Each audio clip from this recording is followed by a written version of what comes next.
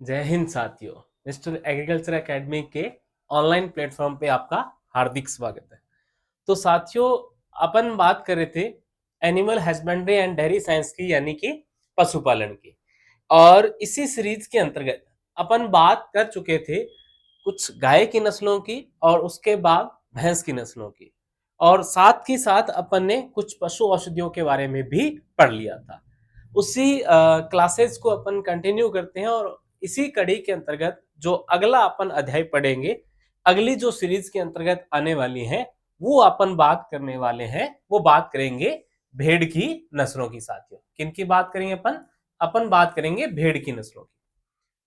तो अभी तक अपन गाय और भैंस के बारे में पढ़ चुके हैं।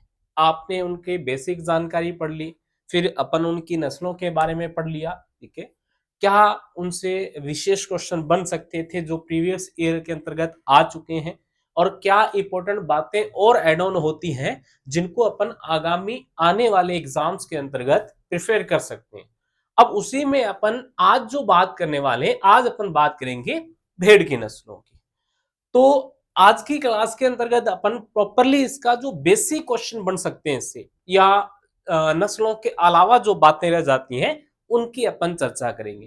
क्लास को अंतिम तक देखिएगा, लास्ट तक देखिएगा।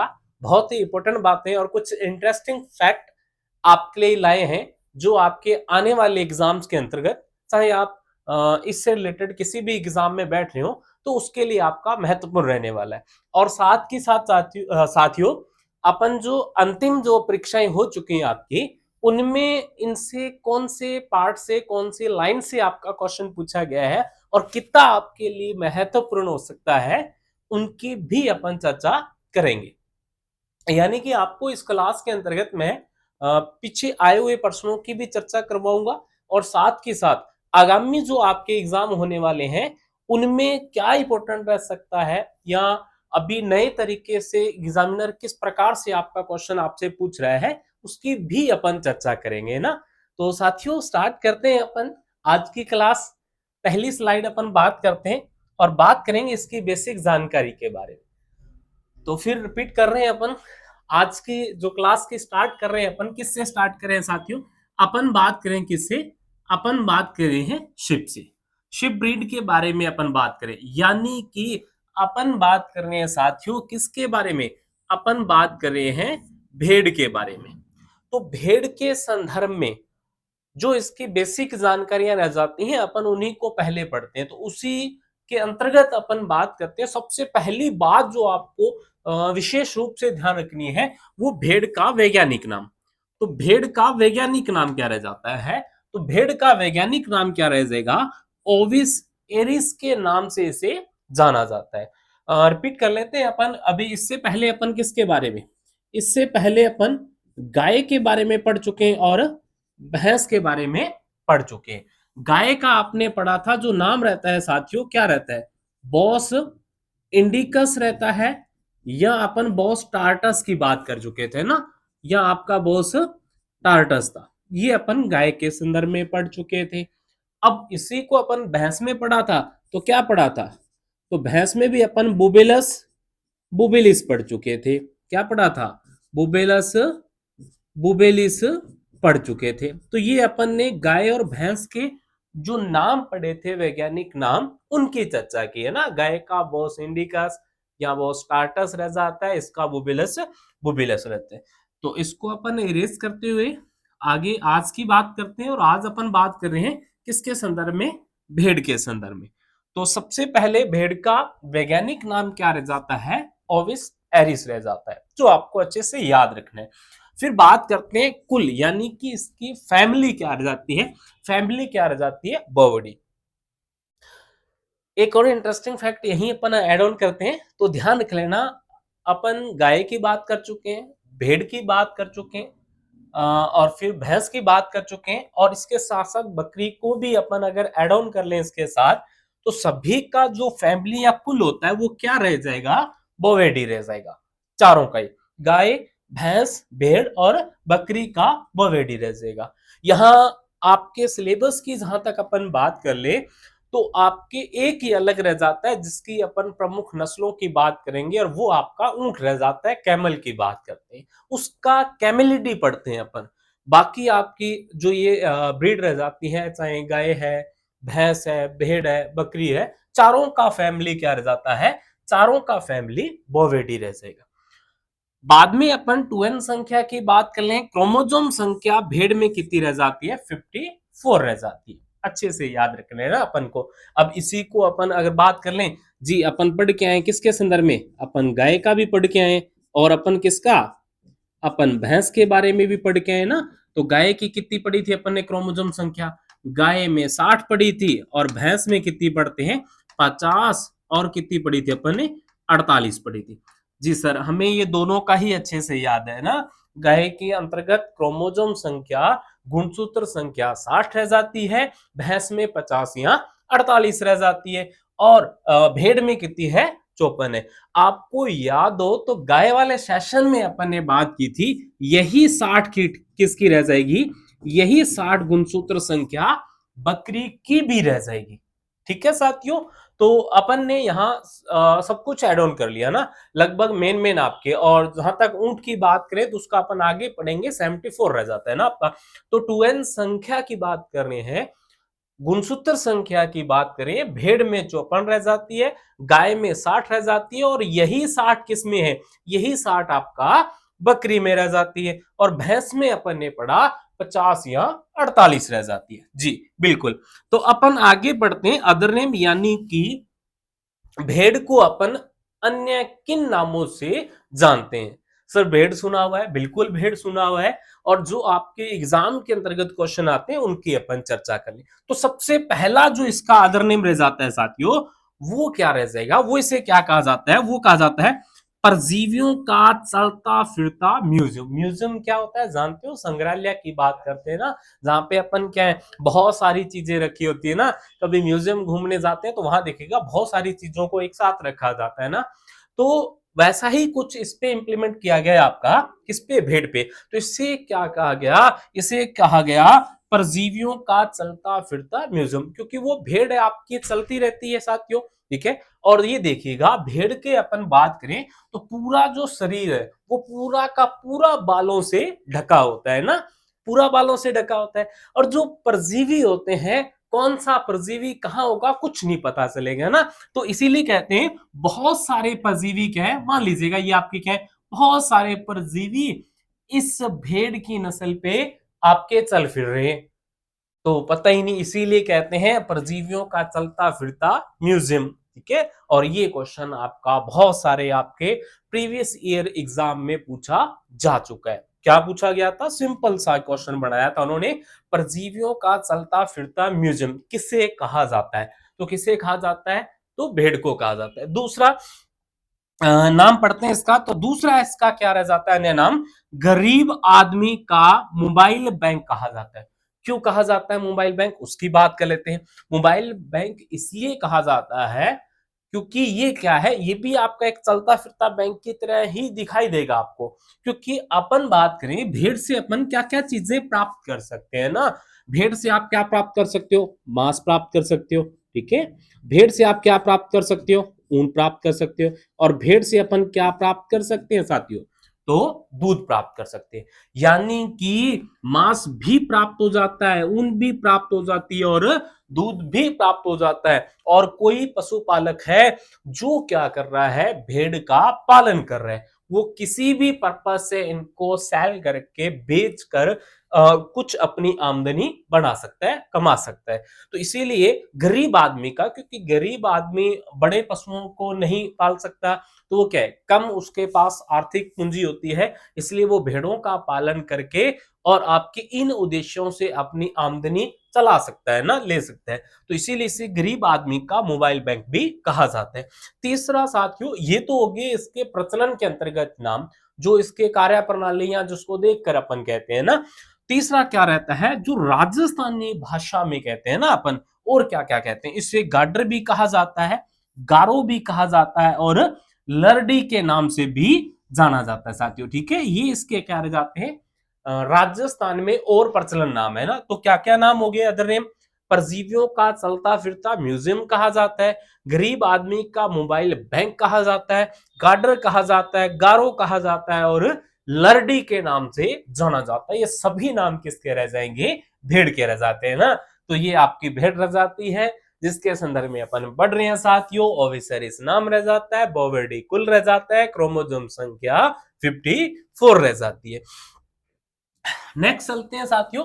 अब क्या रहता है, जो भेड़ का आपका बच्चा रहता है, क्या रहता है साथियों, जो भेड़ का बच्चा रहता है, छोटे बच्चे की बात कर रहे हैं, उससे राजस्थान में क्या कहते हैं? इव कहते हैं, या उसे क्या कहते हैं? उर्नी कहते हैं ना। राजस्थान वाले उर्नी कहते हैं, और इससे बच्चे को क्या बोला जाता है? बच्चे को ही इव बोला जाता है ना। फिर बात करते हैं नर भेड़ की।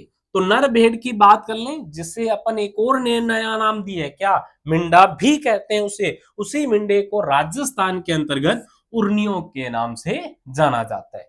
तो याद रह जाएगा, भेड़ को क्या कह रहे थे अपन, यानी कि मादा को क्या कह रहे थे अपन? गार्डर कह रहे थे, लर्डो कह रहे थे ना, वो जो नाम पढ़े थे ना अपन ने। उसके बाद भेड़ के बच्चे को क्या कह रहे हैं? तो क्या कह रहे हैं? इव या उर्नी कह रहे हैं। नर भेड़ को या मिंडा को क्या कह रहे हैं? उर्नियों कह रहे हैं अपन। उसके बाद आता है साथियों, फिर अपन बात करते हैं राजस्थान ऐसे ही नहीं प्रचलन में, या यूं ही राजस्थान का नाम ऐसा विख्यात नहीं है, इसलिए भी है क्योंकि राजस्थान को भेड़ों का घर कहा जाता है ना। तो ये क्वेश्चन भी आपसे पूछा जा सकता है। जैसे अपन भैंस के संदर्भ में बात करके गए थे, जब बात आती है तो उसे भारत का बोला जाता है, भारत को ही भैंसों का घर बोला जाता है ना। वैसा ही कुछ यहाँ पढ़ते हैं अपन, तो राजस्थान को भेड़ों का घर कहा जाता है। वो अलग बात है साथियों, अपन आगे पढ़ेंगे भी। अब कमी भी हुई है इसके अंतर्गत ना, नई अपन जो पशु जनगणना की बात करेंगे। उसके बाद चलते हैं अपन एनबीजीआर की। क्या है साथियों फुल फॉर्म इसकी? तो क्या था? National bureau of animal genetic research. तो इस संस्था, ये संस्था की स्थापना कहां होती है? 1984 में। कहां? करनाल हरियाणा के अंतर्गत होती है। और आपने अगर पहला सेशन पढ़ा हो साथियों, तो मैंने आपको बताया था कि जब 1984 में एनबीजीआर की स्थापना की गई थी, वो बेंगलोर में की गई थी। और एक साल बाद यानी कि 85 में इस संस्थान को कहां लाया गया?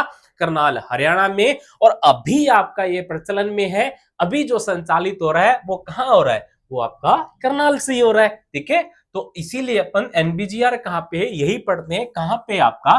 तो कहां रह जाता है साथियों? ये आपका रह जाता है करनाल हरियाणा में। अब इसकी अपन बात क्यों कर रहे हैं, क्यों चर्चा कर रहे हैं एनबीजीआर की? वो इसलिए कर रहे हैं क्योंकि एनबीजीआर संस्था क्या करती है? मान्यता देती है नस्लों को। मान्यता का मतलब क्या हुआ?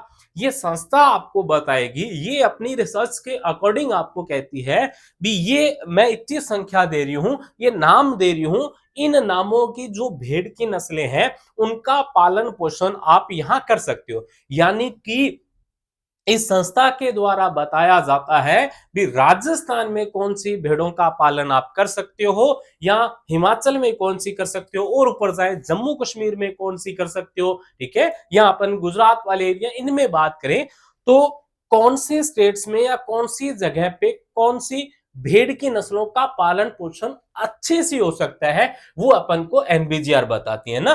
तो एनबीजीआर ने भेड़ की नस्लों को कितनी नस्लों को मान्यता दी है, वो साथियों बात करें तो वो कितनी नस्लों को मान्यता देती है? वो आपकी देती है 45 नस्लों को। ये 45 नस्लों को मान्यता कहां दी है? ये भारत में ही पढ़ रहे हैं ना सारा डाटा अपन ने। आपको याद हो अपन ने स्टार्ट किया था कहां से? अपन ने इसी को स्टार्ट किया था कहां से? अपन सबसे पहले बात की थी किसके? गाय की बात की थी साथियों। सेकंड अपन ने भैंस की बात की थी।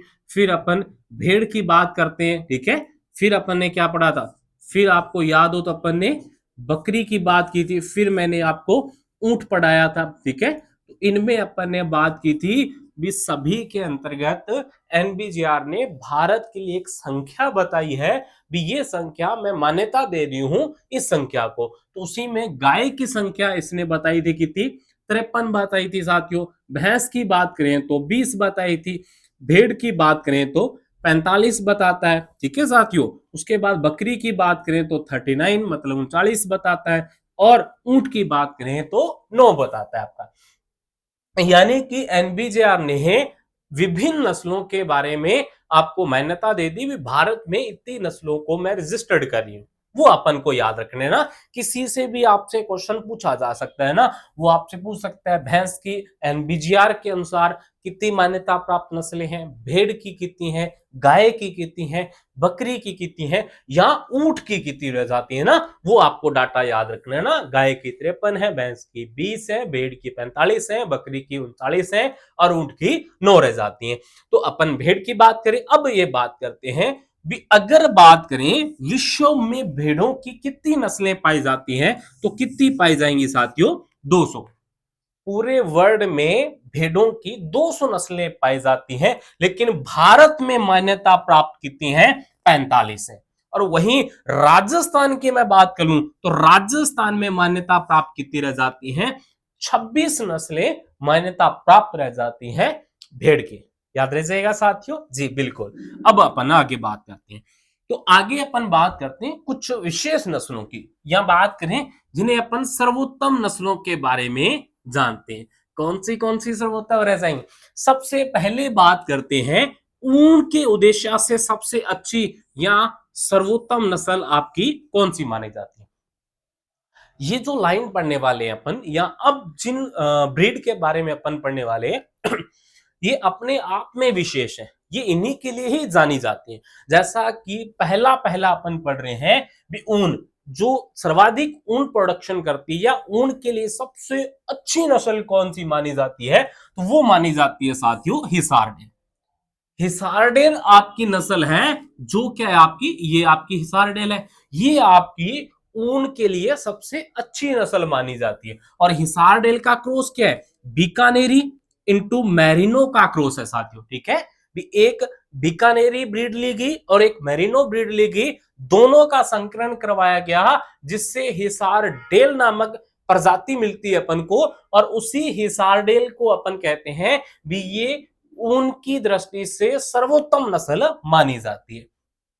फिर बात कर लें साथियों अपन मटन के उद्देश्य से, है ना। मटन क्या रहता है उसकी भी बात आगे अपन वैसे बात करेंगे साथियों। मटन क्या कहा जाता है? मटन कहा जाता है भेड़ के मांस को कहा जाता है ना।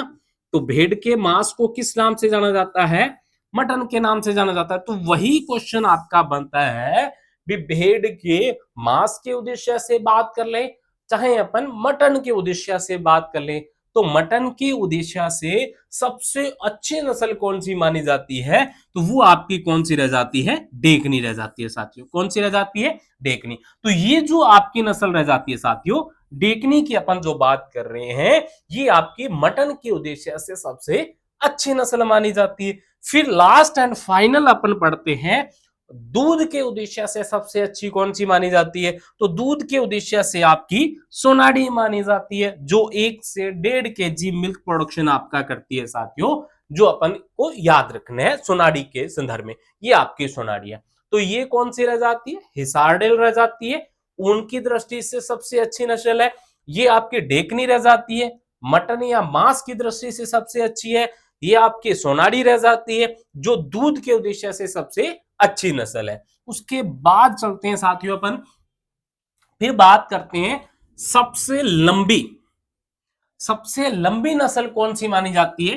तो सबसे लंबी नस्ल मानी जाती है लोही, जो पाकिस्तान में इसका ओरिजिन ऑफ पैलेस माना जाता है, उद्भव पाकिस्तान में माना जाता है। लेकिन पाकिस्तान के साथ जो वो पहाड़ी इलाका रह जाता है भारत का, वहां इसका पालन पोषण किया जाता है अभी ना।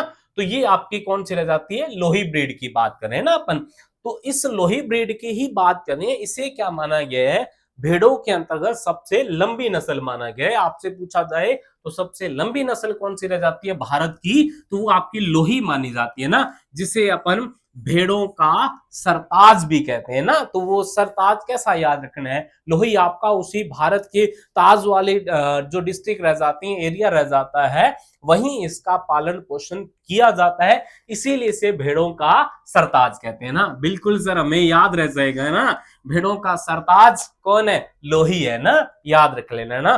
तो अब नेक्स्ट चलते हैं अपन, फिर पढ़ना है अपन को सबसे ऊंची नस्ल। एक तो लंबी पढ़ी अपन ने और एक सबसे ऊंची पढ़ते हैं। ऊंची कौन सी रह जाएगी?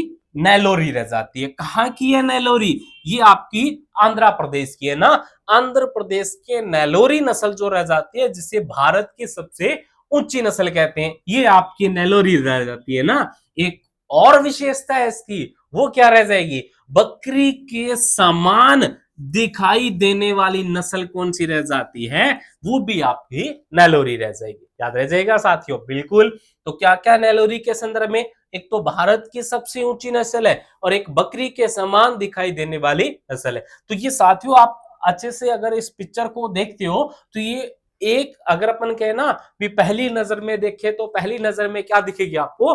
बकरी ही दिखेगी ये। लेकिन है क्या ये? भेड़ है ना। तो अभी कई मन में आ रहा हो ना, सर आपने कहीं बकरी की पिक्चर तो नहीं लगा रखी? नहीं है साथियों, ये किसकी है? नेलोरी के रह जाती है ना। हाँ, जो बकरी के समान दिखती है वैसी ही दिखती है आपको। उसके बाद भारत की सबसे छोटी नस्ल कौन सी रह जाती है? तो मांडिया रह जाती है। ये तो वैसे भी याद रख लेंगे ना, अपन कहते हैं ना छोटे बच्चे को मांडिया ही ना आई, ठीक है, तो वो याद रखना है, सबसे छोटे को कहते हैं, तो इसलिए सबसे छोटी नस्ल कौन सी रह जाएगी? आपकी मांडिया रह जाएगी ना।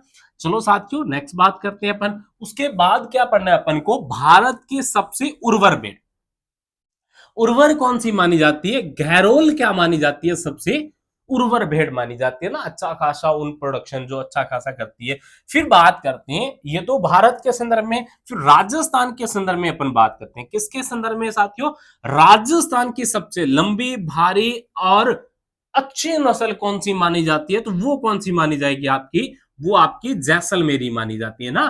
तो जैसलमेरी के संदर्भ में याद रखना है, ये राजस्थान की सबसे लंबी भी है, भारी भी है और अच्छी नस्ल मानी जाती है ना। उसके बाद विश्व में भेड़ की सबसे बड़ी नस्ल, बड़ी यानी कि भारी कह लें या विशाल का शरीर कह रहे हैं, तो वो आपकी लिंकॉलन मानी जाती है साथियों। कौन सी? लिंकॉलन मानी जाती है, जिसका वजन आपका 150 केजी का वजन होता है। और ये ब्रीड जो है ये इंग्लैंड में पाई जाती है, इंग्लैंड की ब्रीड है ना। तो ये विश्व की सबसे बड़ी नस्ल मानी जाएगी ना आपकी।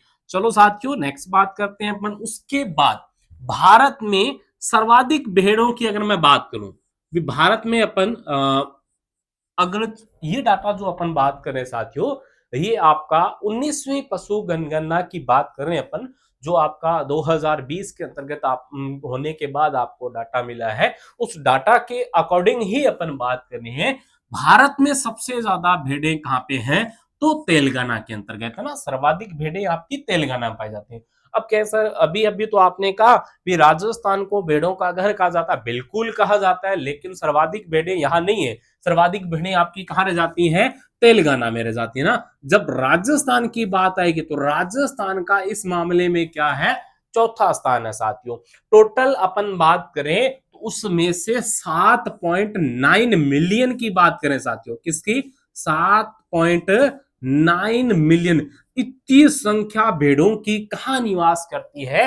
राजस्थान में निवास करते हैं ना। ये आपकी राजस्थान में निवास कर रही है। उसके बाद अपन बात करते हैं राजस्थान में सर्वाधिक भेड़ कहां है। ये तो अपन ने भारत की बात की ना, भारत में तेलंगाना में, और राजस्थान आपका चौथे स्थान पर आ रहा है। अब बात कर लेते हैं राजस्थान में सर्वाधिक भेड़ें कहां पे हैं। तो राजस्थान में सर्वाधिक भेड़ें कहां रह जाती हैं? बाड़मेर में। अब यहां साथियों आपको दोनों ही डाटा अच्छे से याद रखने हैं। एक तो सर्वाधिक वाला भी याद रखना है और एक मिनिमम वाला भी याद रखना है। जी सर, क्योंकि वो एग्जामिनर है ना, भी कहते अच्छे मूड में हो तो आपसे ही पूछ लेगा सर्वाधिक बता दो, जो इजी सा रहता है। थोड़ा सा उसका माइंड खराब हो तो कहता है नहीं सर्वाधिक नहीं पूछूंगा ना, बहुत बार पूछ लिया ना मैंने, अब की बार मैं मिनिमम पूछूंगा। तो बात करते हैं, अगर राजस्थान में सबसे ज्यादा भेड़े पूछ ले तो किसकी तरफ जाना है? बाड़मेर की तरफ। और ये पूछ ले भी राजस्थान में सबसे कम यानी कि न्यूनतम भेड़ें कहां पे हैं,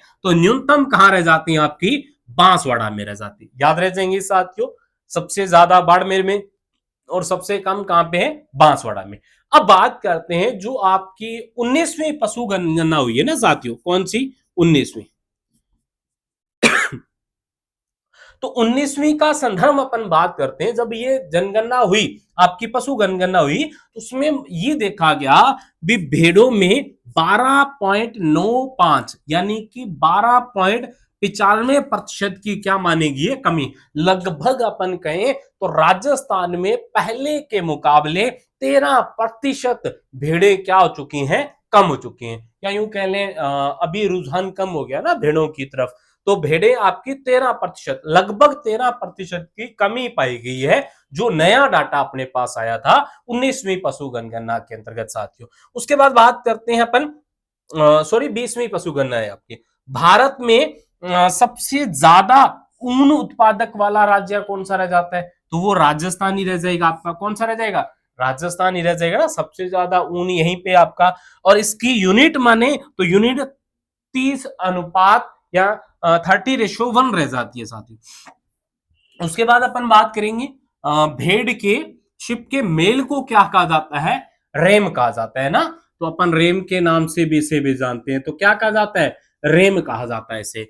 फीमेल को क्या कहते हैं अपन, इव कहते हैं, या इसी को क्या कहते हैं अपन, डैम भी कहते हैं। मेल को रैम कह रहे हैं, फीमेल को डैम कह रहे हैं, अच्छे से याद रखना। पहला रेम पढ़ा अपन ने और फिर अपन डैम पढ़ रहे हैं। तो रेम किसे कह रहे थे, मेल को कह रहे थे, और डैम किसे कह रहे थे, फीमेल को कह रहे थे। न्यू बॉर्न जो होता है उसे अपन लैम्ब कहते हैं साथियों। क्या कहते हैं अपन, लैम्ब कहते हैं ना, तो ये भी अपन को याद रखना है। पहले रेम हो गया फीमेल, फिर डैम हो गया मेल, सॉरी पहले मेल रैम रह जाएगा, फिर फीमेल डैम रह जाएगा, फिर न्यू बॉर्न क्या रह जाएगा, लैम्ब रह जाता है आपका। अब अपन को यहाँ एक और बात याद रखनी है, ये तो हो गया इनका फैमिली के बारे में भी। सर सबसे पहले आपने मेल बता दिया, याद है हमें, रेम रह जाएगा ना, फिर डैम रह जाएगा फीमेल, फिर न्यू बॉर्न रह जाएगा आपका लैम्ब। लेकिन एक और नाम आ गया साथियों, क्या, ये आपका आ गया क्रोन। क्या नाम है, क्रोन। क्रोन किसे कहा जाता है, बूढ़ी मादा भेड़ को क्या कहा जाता है, क्रोन। तो सीधा सीधा सिंपल सा क्वेश्चन बनता है ना, निम्नलिखित में से बूढ़ी मादा भेड़ को क्या कहा जाता है, तो क्रोन कहा जाता है। फिर बात करते हैं ग्रुप। ग्रुप यानी कि अपन बात कर रहे हैं भेड़ों के समूह की बात कर रहे हैं ना, तो भेड़ों का समूह क्या कहलाता है साथियों, भेड़ों का समूह फ्लॉक कहलाता है। यही अपन बकरी में भी पढ़ेंगे साथियों, ठीक है। तो बकरी के समूह को भी क्या कहते हैं अपन, फ्लॉक ही कहते हैं ना, क्योंकि गाय और भैंस में अपन क्या पढ़ के आए, याद है आपको, गाय और भैंस में अपन पढ़ के आए हर्ड साथियों। क्या पढ़ के आए अपन, हर्ड पढ़ के आए ना, तो हर्ड या समूह किसे है, वो गाय व भैंस में पढ़ा था अपन ने। यहाँ फ्लॉक जो पढ़ रहे हैं अपन, वो भेड़ में पढ़ रहे हैं। फिर बात करते हैं कॉस्ट्रेटेड मेल की बात करते हैं, यानी कि बदियाकृत नर की बात करें ना, बदियाकृत नर को भेड़ में क्या कहा जाता है, विडर या सेगी के नाम से जाना जाता है। उसके बाद नेक्स्ट चलते हैं अपन, अब क्या रहती है इनकी, पाचुरेशन प्रोसेस रह जाती है, यानी कि प्रसव क्रिया जो रह जाती है इनकी, तो इनकी प्रसव क्रिया को क्या कहा जाता है, लैम्बिंग कहा जाता है, ठीक है। आपको याद हो, प्रसव क्रिया यानी कि बच्चे के जन्म की क्रिया बात कर रहे हैं ना अपन, और आपको याद हो तो उनके अपन भेड़ का जब नवजात बच्चा अपन पढ़ रहे थे, तो उस नवजात बच्चे को अपन क्या कह रहे थे साथियों, याद है ना, इतना सा वर्ड पढ़ा था अपन ने, उसे अपन लैम्ब कह रहे थे। तो उसी बच्चे के जन्म की जो प्रक्रिया कहलाती है वो लैम्बिंग कहलाती है आपका, अच्छे से याद रह जाएगा ना आपको। उसके बाद मैटिंग प्रोसेस यानी कि मैथुन क्रिया इनकी क्या रहती है, उसे अपन टपिंग कहते हैं। क्या कहते हैं साथियों, टपिंग कहते हैं। फिर साउंड की कह ले, आवाज, मतलब कि इनकी आवाज को किस नाम से जाना जाता है, तो इनकी जो आवाज रह जाती है वो क्या रह जाती है, ब्लीटिंग रह जाती है साथियों। क्या कहते हैं, ब्लीटिंग। या एक ही नाम बात करें तो आपको ब्लीट भी सुनने को मिल सकता है ना, कई जगह अपन ब्लीट भी पढ़ते हैं। ब्लीट यानी कि ब्लीटिंग, या हिंदी में से मिमियाना अपन कहते हैं। ये भेड़ में भी यही मिलता है और बकरी में भी आपको यही पढ़ने को मिलेगा। फिर साथियों बात करते हैं गर्भकाल। गर्भकाल इसका कितना रह जाएगा, 147 दिन रह जाते हैं, यानी कि जो पूरा का पूरा टाइम पीरियड इनका, गैस्ट्रेशन पीरियड की बात करते हैं अपन, वो 147 दिन रह जाता है ना। यही आपको याद हो, गाय में अपन 280 दिन पढ़ के आए, भैंस में अपन 310 दिन पढ़ते हैं, ठीक है। यही अपन जब बकरी में पढ़ते हैं 151 दिन पढ़ते हैं, यही अपन ऊंट में पढ़ते हैं 395 दिन पढ़ते हैं। और यही अगर मुर्गियों की बात करें तो उसमें जो हैचिंग टाइम रह जाता है आपका, वो 21 दिन का रह जाता है। तो यहां बात कर रहे हैं अपन, भेड़ का गर्भकाल कितने दिन का है, 147 दिन का रह जाता है। फिर बात करते हैं हीट साइकिल यानी कि मध्य चक्र, वो 16 सहित 1/2 दिन रह जाता है, यानी कि 16.5 दिन का हीट साइकिल रह जाता है। फिर हीट पीरियड की बात करते हैं तो 1 से 2 दिन रह जाता है आपका ना, जब पशु की तीव्र इच्छा होती है किसके लिए, मैटिंग प्रोसेस के लिए ना, वो आपका हीट पीरियड रह जाता है आपका। उसके बाद अपन बात करते हैं साथियों, अब बात करते हैं क्लोन द्वारा तैयार की गई भेड़। बहुत इंटरेस्टिंग पर्सन है ना, इसी पर्सन ने क्या है, तबाही मचाई हुई थी ना आपका, जो पशु परिचर 2024 का एग्जाम रहा है उसमें, क्यों, उसकी भी बात कर लेते हैं अपन, क्यों। तो क्लोन द्वारा तैयार की, पहले तो क्लोन होता क्या है, ठीक है। तो क्लोन किसे कहा जाता है, जब किसी पशु के किसी सेल को लेकर उसे तैयार करके जब दूसरे पशु में इंजेक्ट किया जाता है, तो उससे उत्पन्न होने वाली संतति को ही क्लोन कहा जाता है। तो क्लोन द्वारा तैयार भेड़ आपकी कौन सी रह जाती है, वो आपकी डोली रह जाती है। तो डोली का जन्म कब हुआ, तो कब होता है, 5 जुलाई 1996 को डोली का क्या होता है, जन्म होता है। और मृत्यु कब होती है, ये अच्छे से याद रख लेना, मृत्यु कब होती है, 14 फरवरी 2003 में। और यही क्वेश्चन आपका कहां आया था, यही क्वेश्चन पूछा गया था पशु परिचर की भर्ती के अंतर्गत। पशु परिचर भर्ती जो आपका एग्जाम कब होता है, 2024 के दिसंबर माह में जो एग्जाम होता है, उसमें ये क्वेश्चन पूछा गया था। भी जो डोली नामक भेड़ है, जिसे पहली क्लोन भेड़ माना जाता है, या पशु की कोई भी ब्रीड रह जाती है, वो पहली डोली थी। तो डोली की मृत्यु कब हुई है, तब आपका अकेला साल पूछा गया था। तो कब मृत्यु होती है, 2003 में होती है। कारण क्या रह जाता है, फेफड़ों के रोग के कारण इसकी क्या हुई थी, मृत्यु हुई। तो जन्म कब हुआ, 5 जुलाई 1996, और मृत्यु कब हुई, 14 फरवरी 2003 में। इसे तैयार करने वाले कौन थे, तो वो कौन थे, डॉक्टर इयान विल्मुट द्वारा इसे तैयार किया गया। ये रह जाते हैं इयान विल्मुट ना, जिन्होंने डोली के साथ ही क्या है, अपनी पिक्चर ली हुए साथियों। तो इयान विल्मुट यही व्यक्ति हैं जिन्होंने इस डोली को तैयार किया था ना, ये इयान विल्मुट है। कहां तैयार किया गया था इसे, तो तैयार किया गया था एडिनबर्ग, जो स्कॉटलैंड के रोजलिन इंस्टीट्यूट के अंतर्गत ये कार्यरत थे। वहीं इन्होंने अपने कुछ सहयोगियों के साथ मिलकर डोली पे कार्य किया और डोली को इजाद किया था, यानी कि इसका जन्म हुआ था 5 जुलाई 1996 को। क्या प्रक्रिया रहती है डोली की, वो अपन इस स्लाइड में बात करते हैं ना।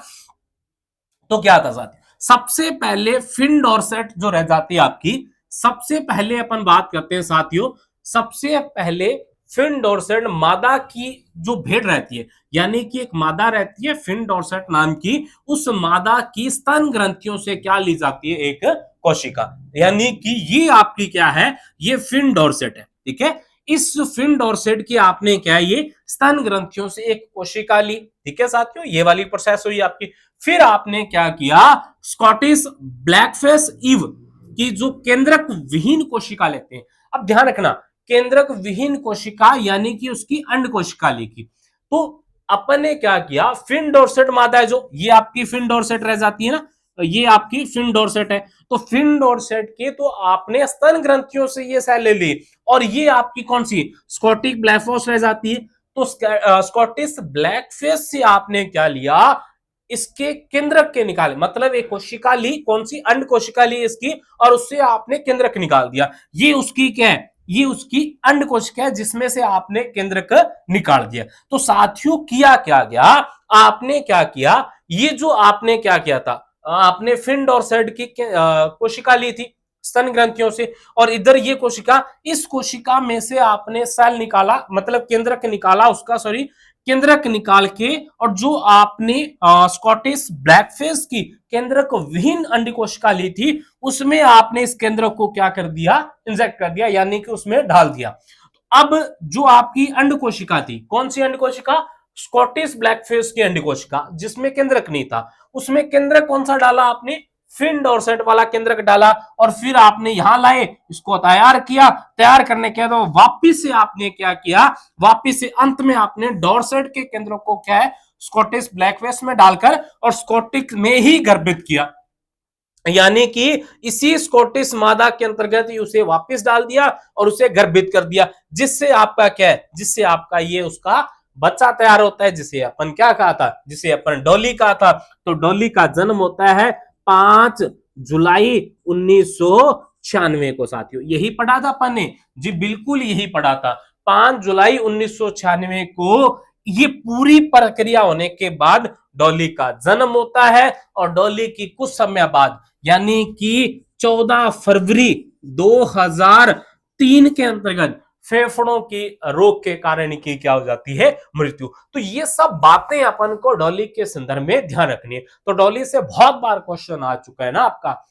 सिंपल सा क्वेश्चन क्या था साथियों, यही था, पहली क्लोन पशु की नस्ल कौन सी रह जाती है, डॉली रह जाती है, जो आपकी भेड़ की, यही याद रखना था। इयान विल्मुट ने इसे तैयार किया था। उसके बाद इसकी कुछ प्रमुख क्रिया रह जाती है ना, भेड़ से संबंधित या इससे रिलेटेड कुछ और बातों की बात। सबसे पहले आपकी ग्रेजिंग रह जाती है। क्या रह जाती है साथियों, ग्रेजिंग। ग्रेजिंग क्या है, क्या होती है ग्रेजिंग? ग्रेजिंग किसे कहा जाता है? भेड़ द्वारा चारा खाने की प्रक्रिया क्या कहलाती है? ग्रेजिंग कहलाती है। जो वो चलती चलती है ना, चारों पैरों के ऊपर चलती चलती चारा खाती है, उस क्रिया को अपन ग्रेजिंग कहते हैं। और ब्रूसनिंग क्या रह जाती है? ब्रूसनिंग का संबंध रह जाता है किससे? बकरी से। किससे रह जाता है? बकरी से।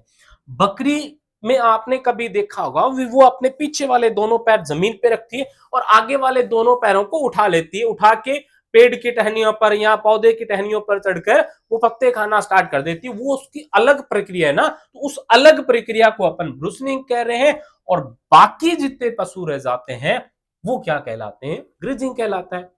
उसके बाद शेयरिंग क्या होता है? भेड़ की ऊन कतरन को शेयरिंग कहते हैं, शेव से याद रख लेना ना। उसके बाद डॉकिंग क्या होता है? डॉकिंग क्या होता है? भेड़ में पूंछ काटने की जो क्रिया होती है उसे डॉकिंग कहा जाता है। और ये कब की जाती है? जब क्या हो, पशु 1 से 2 सप्ताह का हो तब डॉकिंग की जाती है, उसकी पूंछ काटी जाती है। और बाकी पशुओं में बात करें भेड़ के अलावा, तो वो प्रक्रिया आपकी डिटेलिंग कहलाती है ना साथियों। नेक्स्ट बात करते हैं फ्लशिंग। फ्लशिंग क्या होता है? कुछ नहीं है साथियों, फ्लशिंग किसे कहा जाता है? प्रजनन मौसम जब आपका शुरू होता है तो प्रजनन अच्छा हो, सभी कमी पूर्ति को पूरा करने के लिए उसे जो एक्स्ट्रा फीड दी जाता है, उस एक्स्ट्रा फीड को ही क्या कहा जाता है? आपका फ्लूसिंग कहा जाता है ना। तो फ्लूसिंग क्या है? प्रजनन मौसम शुरू होने से लगभग मतलब 2 से 3 सप्ताह पूर्व अपन क्या करते हैं, उसे कुछ दाना मिश्रण देते हैं, एक्स्ट्रा फीड देते हैं, उसे फ्लूसिंग कहा जाता है। उद्देश्य क्या है? प्रजनन दर बढ़ाने के लिए उसे क्या है, ये अपन फ्लूसिंग देते हैं। कितना? लगभग 250 ग्राम पर डे उसके एक्स्ट्रा आपका मटेरियल दिया जाता है, फीड दिया जाता है, दाना दिया जाता है। फिर आता है आपका डस्टिंग। डस्टिंग क्या रह जाता है? डस्टिंग आपका रह जाता है बाहरिया परजीवियों को नष्ट करना। याद है आपको भेड़ को अपन क्या कह रहे थे?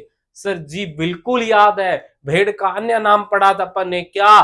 परजीवियों का म्यूजियम कहा जा रहा था ना। परजीवियों का म्यूजियम किसे कहा जा रहा था? भेड़ को कहा जा रहा था। तो उन्हीं परजीवियों को जब अपन भारी रूप से नष्ट करते हैं तो उसे डस्टिंग कहा जाता है। और जब इन्हीं परजीवियों को अपन आंतरिक रूप से नष्ट करते हैं उससे डॉसिंग कहा जाता है। याद रह जाएगा। डस्टिंग तो वैसे भी होता है ना, झाड़ना, धूल मिट्टी झाड़ना, तो वो ध्यान रख लेना ना। जब अपन ऊपर से धूल मिट्टी झाड़ रहे हैं उस प्रक्रिया को अपन डस्टिंग कह रहे हैं, और आंतरिक परजीवियों को नष्ट करने की प्रक्रिया डॉसिंग कहला रही है आपकी। अच्छे से याद रह जाएगा जी, बिल्कुल। तो नेक्स्ट बात करें अपन, नेक्स्ट आइग की बात करते हैं साथियों। आइग किसे कहा जाता है? आइग कहा जाता है जब आंखों के चारों ओर की ऊन को अपन हटाते हैं ना, तो आंखों के चारों ओर की ऊन को हटाना आइग कहलाता है ना आपका। उसके बाद रिंगिंग क्या होता है? प्रजनन अंग के चारों ओर की ऊन हटाना रिंगिंग कहलाता है। फिर डगिंग क्या होता है? भेड़ के रेक्टम के पास की गंदी व गीली ऊन को हटाना डगिंग कहलाता है। ठीक है। और सीधा ऊन कतरना या ऊन कतरने की प्रक्रिया क्या कहला रही थी? वो आपकी शीरिंग कहलाती थी ना। याद है आपको जी, बिल्कुल, वो आपका शीरिंग था, वो आपका शीरिंग रह जाता है। उसके बाद गिमर क्या होता है? पहली बार ऊन कतरन से दूसरी बार ऊन कतरन के बीच की भेड़ को अपन क्या कहते हैं? गिमर कहते हैं। ये आपके ऊन से संबंधित चारों तथ्य रह जाते हैं ना आपके। इन्हीं को अपन आगे ले चलते हैं साथियों। आगे अपन बात करते हैं CSWRI। क्या है पूरा नाम इसका? Central ship and wool research institute. याद रह जाएगा साथियों, central ship and wool research institute, जिसे हिंदी में अपन क्या कह रहे हैं, केंद्रीय भेड़ एवं ऊन अनुसंधान संस्थान कह रहे हैं। ये रह गया आपका CSWRI। कितनी अच्छी बिल्डिंग है ना, जो किस पे कार्य कर रही है, जो आपका भेड़ पे कार्य कर रही है और उससे प्राप्त होने वाली ऊन पे कार्य कर रही है ना। इसकी स्थापना, इस केंद्रीय भेड़ व ऊन अनुसंधान की स्थापना 1962 में होती है। कहां पे? अविका नगर मालपुरा के अंतर्गत होती है, जो आपका टोंक में रह जाता है ना साथियों। नई डिस्ट्रिक्ट आपका अपन बात करते हैं ना, तो ये ध्यान रखना, चाहे वो मालपुरा दे दे, चाहे अविका नगर दे दे, चाहे टोंक दे दे, क्योंकि वो कैसे भी पूछ सकता है आपसे ना। तो ये अपन को ध्यान रखना है। इस संस्था को स्पॉन्सर कौन कर रहा है? डेर कर रहा है ना आपका। फिर चलते हैं अपन, केंद्रीय भेड़ प्रजनन फार्म कहां रह जाता है? हिसार में रह जाता है ना। ये भी अपन को याद रखना है भी, जो सेंटर का रह जाता है प्रजनन केंद्र, वो हिसार। हिसार आपका कहां रह जाएगा साथियों? हिसार आपका हरियाणा में रह जाता है। उसके बाद बात करते हैं भेड़ प्रजनन केंद्र। ये तो सेंटर वाला तो हिसार में हो गया। स्टेट वाला कहां पे प्रजनन केंद्र? तो स्टेट वाला प्रजनन केंद्र है फतेहपुर में, जो कहां रह जाता है आपका? सीकर में रह जाता है। याद रख लेना, केंद्रीय भेड़ प्रजनन केंद्र, सेंटर वाला भेड़ प्रजनन केंद्र हिसार में है, और स्टेट वाला कहां पे है? फतेहपुर सीकर में है। एशिया की सबसे बड़ी ऊन मंडी कहां पे? बीकानेर में। और याद रख लेना, इसीलिए अपन पढ़ के गए थे ना, सर्वाधिक ऊन कहां प्राप्त होती है पूरे भारत में? तो राजस्थान वाले सर्वाधिक ऊन की प्रोडक्शन करते हैं ना।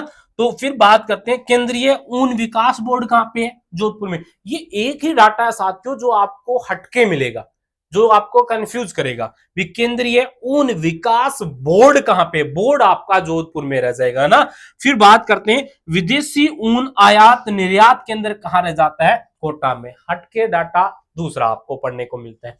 पहला ऊन विकास बोर्ड जोधपुर में अलग रह जाएगा, क्योंकि अपन बार बार बीकानेर पे ही जाते हैं। दूसरा आपका विदेशी ऊन आयात निर्यात, मतलब जो फॉरेन के अंतर्गत डायरेक्टली अपन इंपोर्ट एक्सपोर्ट करते हैं ना, वो कोटा से किया जाता है ना आपका, वो अपन को कोटा याद रखना है।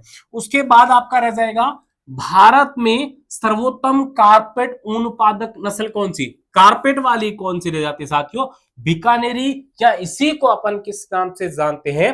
पुंगल के नाम से जानते हैं। फिर भेड़ की गद्दी नस्ल को पहाड़ी क्षेत्रों में बाहर ढोने के काम लिया जाता है। अब याद क्या रखना है? याद ये रख लेना, गद्दी एक नस्ल रह जाती है किसकी? भेड़ की। ये एक एग्जाम में पूछा गया था ना, निम्नलिखित में से भेड़ की कौन सी नस्ल नहीं है? और उसमें क्या है, दो ऑप्शन जाने पहचाने थे, तीसरा आपका गद्दी था, एक उन्होंने नई वाला डाल दिया। तो बार बार अपन जा रहे थे, गद्दी नहीं पढ़ा ना, तो याद रख लेना, गद्दी आपकी क्या रह जाती है? भेड़ की नस्ल रह जाती है। और कहां? पहाड़ी क्षेत्र, यानी कि वो आपका जम्मू एंड कश्मीर वाला, हिमाचल वाला जो क्षेत्र रह जाता है, वहां इसका। फिर आते हैं मगरा। मगरा जो नस्ल रह जाती है, इसका पालन पोषण बीकानेर, चूरू व नागौर वाले क्षेत्र में किया जाता है, और इसकी त्वचा क्या होती है? गुलाबी होती है साथियों। फिर भेड़ों के विकास हेतु अपन बात करते हैं। भेड़ों के विकास हेतु जो उपयुक्त जलवायु रहती है, वो शुष्क व शीतोष्ण रहती है। इसीलिए तो राजस्थान को भेड़ों का घर कहते हैं ना। ऐसी ही जलवायु अपन को राजस्थान में मिलती है।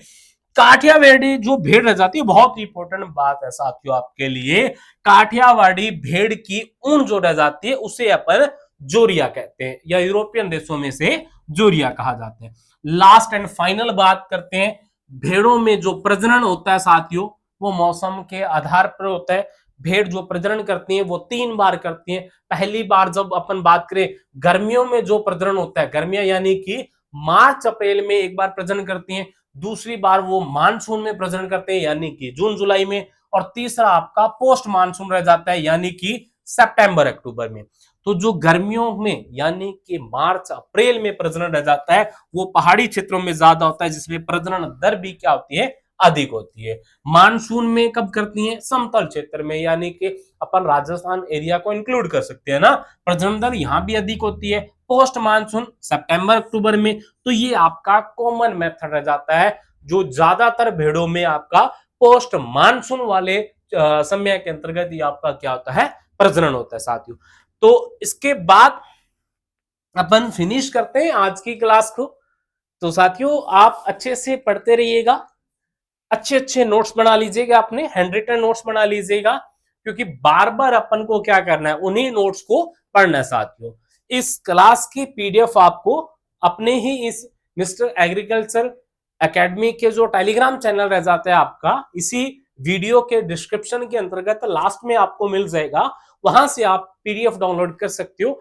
तो इस क्लासेस को ज्यादा से ज्यादा शेयर कीजिएगा, प्लेटफॉर्म को अपने साथियों के साथ भी शेयर कीजिएगा, जिससे वो भी इस जानदार, दमदार और शानदार कंटेंट के साथ जो आपको बेस्ट फैकल्टी मिल रही है उससे वो रूबरू हो सके और आप निरंतर अपनी सफलता की सीढ़ियां चढ़ते जाओ। बहुत बहुत धन्यवाद।